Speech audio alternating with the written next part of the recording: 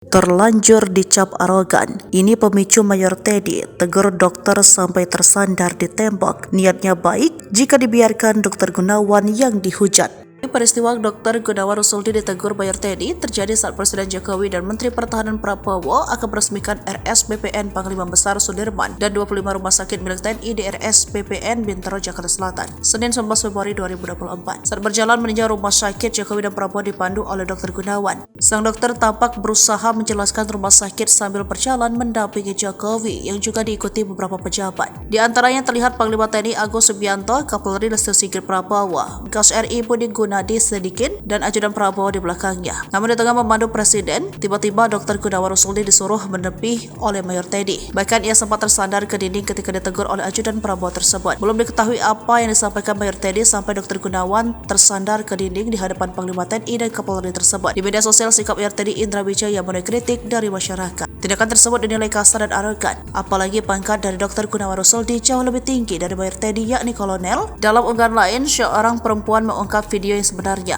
Video tersebut disebut dipotong. Menurut pengunggah video sebenarnya, Mayor Teddy hanya mengimbau SOP kepada Dr. Gunawan Russoldi. Setelah jadi sorotan seolah Mayor Teddy dibacakan, muncul video terbaru versi lengkapnya di media sosial. Warganet pun kembali mengomentari video tersebut seperti unggahan @Yunita-Tetri. Ini video lebih panjang, kalau up video jangan setengah-setengah. Mayor Teddy hanya menghimbau SOP, yang ujungnya dokternya jalan menyusul ke depan lagi, kok bukan di belakang Mayor Teddy. Justru kalau dibiarkan malah dokternya yang kena hujat atau Mayor Teddy yang kalian bilang sikap kerja. Setelah melihat video yang lebih lengkap, pujian malah diberikan kaum perempuan warganet kepada Mayor Teddy. Disebut ajudan Prabowo tersebut hanya menjalankan SOP agar Dr. Gunawan Russoldi tidak mendahului Jokowi. Jika Dr. Gunawan Russoldi dibiarkan mendahului, sang dokter justru yang akan dihujat.